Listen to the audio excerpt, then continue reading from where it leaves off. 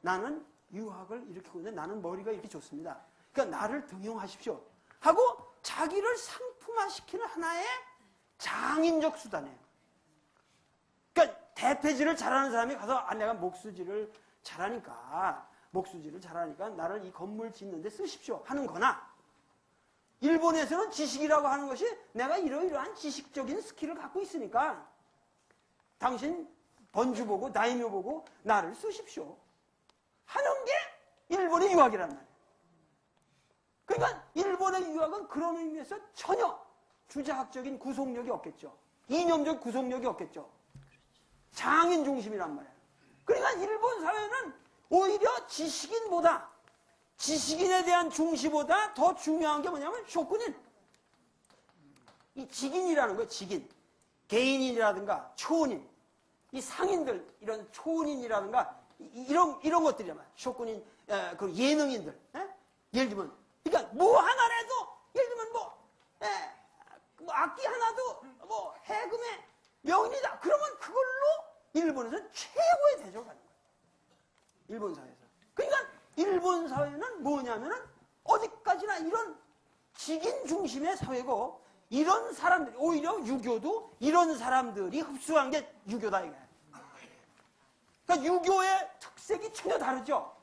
형태가. 우리는 하나의 정치적인 이러한 제도와 이것이 결부돼서 중국의 유학을 저기서 어떻게 했는지, 그에서 주자학이 이념을 얼마나 충실하냐. 그리고 그 사람들끼리 서로 간에 예송이 했던 그 사람들이 싸움이란 말이야. 그러나 일본은 지식인이라는 게 전부 뭐냐면 이러한 평민들의 삶에서 우러나오는 어떠한 장인적, 기술적 측면으로 유교가 이해되었다. 이것이 일본 유학과 오키나 징하이다. 차이라 말이야. あと少し補いますと、華僑のなんですけども、結果的には結局近代になってから日本も華僑をやったわけですね。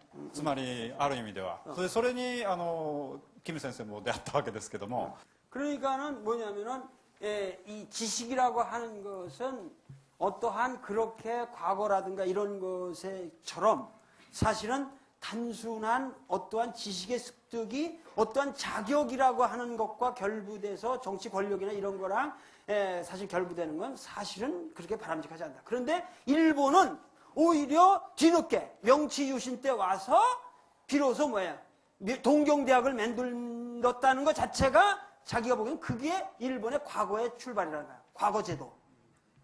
무슨 말인지 알겠죠? 그러니까 과거제도가 없는 게 아니고 일본은 결국은 19세기 후반에나 과거를 도입했는데 그게 동경대학이니 이런 대학제도로 갔고, 우리는 지금도 조선조의 과거제도로 그냥 서울대학 중심의 지금 입시제도로 그대로 받고 있는 거죠. 완전히 우리 사회는 이런 과거의 연속성이 있는 사회예요. 아직도 우리나라는 옛날부터 지금까지 과거제도 속에 있는 거예요. 지금도 똑같이. 근데 얘들은 과거에는 전혀 과거제도가 없다가 이렇게 되니까 이것도 아까 말했지만 종착역 사회가 돼가지고 일본의 어떤 다양한 특질을 주고 있는 거죠. 그러니까 근세 국가를, 통일적 국가를 만들려니까 어떤 동경대학을 통해서 그러한 우리 과거의 그런 엘리트의 하이어라키를 근세를 만들지 않으면 일본은 근세 국가로 갈 수가 없었으니까. 그런 어떠한 재미난 역사의 아이러니가 있다 이거야. 자, 그래.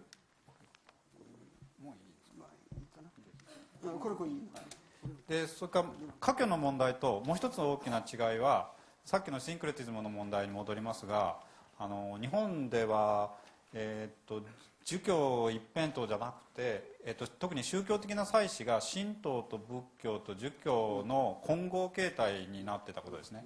日本人が韓国行って一番びっくりするのは、お葬式がしばしば儒式でやられるということ、結婚式が儒教でやられるということですね。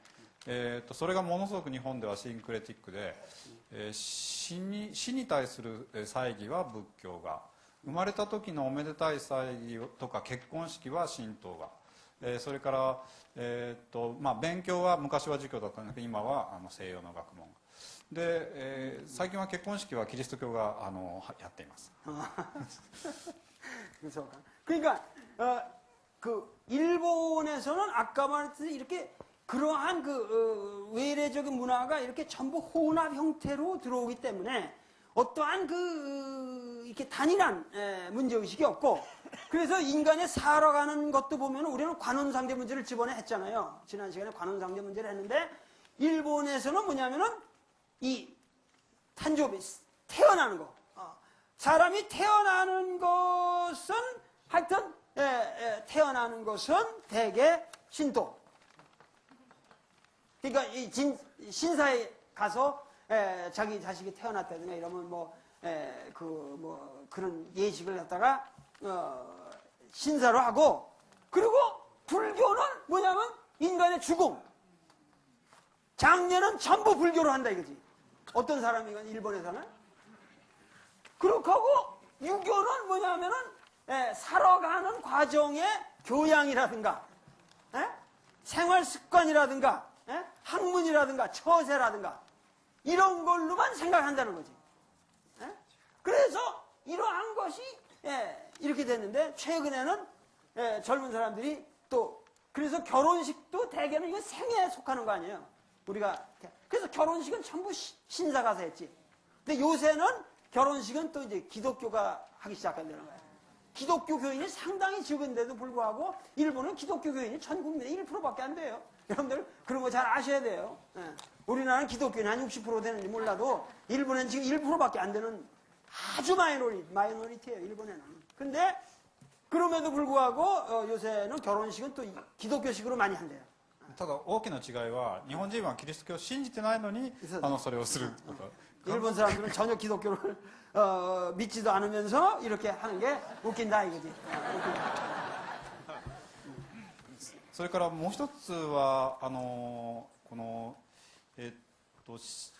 親族構造とか、それに関しても韓国の場合非常に一貫した筋を通す傾向があって、日本の場合はかなり複合的な傾向がありますね。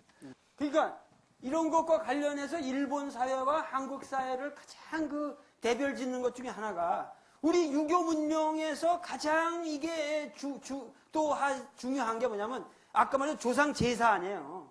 근데 일본은 이 유교 제사가 없대요. 제사라는 게 없단 말이에요. 제사라는 게 없고, 그러니까 뭐냐면 우리나라의 유교의 제사라고 하는 것은 뭐와 관련되어 있는 거, 제사의 가장 중요한 게 뭐냐면 장자상속제거든. 그렇잖아요. 우리가 제사는 장자가 모셔야 되는 거예요. 그 장자상속의 권위를 제사를 갖고 있기 때문에 그게 장자의 적이란 말이에요. 그러니까는 그러니까 예를 들면 사람이 죽으면 옛날에는 장자가 그거를 많이 차지하기 때문에 거기서 은공을 입었으니까 당연히 지가 그만큼 해드려야지. 그렇잖아요. 그래서 장자는 그만큼 고생을 하는 거예요. 옛날에도 그렇게 되는 건데, 그러니까 만나들이 들어가지 말아. 그러니까 그 제사라는 게 그렇게 돼 있는데, 이 장자상속제가 되는데, 일본에는 장자상속제라는 개념이 거의 전무하다고 봐도 좋다. 따라서 유교가 전혀 달라지죠. 장자상속제가 없단 말이야. 그러면 뭐냐 하면은 일본은 뭐냐면 이 소위 말해서 근본적으로 인간관계가 혈연 중심이 아니라는 거예요. 혈연 중심이 아니에요. 그러니까 여러분들 가시면은 예를 들면 일본에 가면은 뭐 200년 된 우동집, 네? 이런 게 많아요. 동경에 가면은. 그러면 여러분들 그 집에 후지와라 우동집이다. 후지와라 집에서 내려온 저기다 저 집에 가보면 거기 200대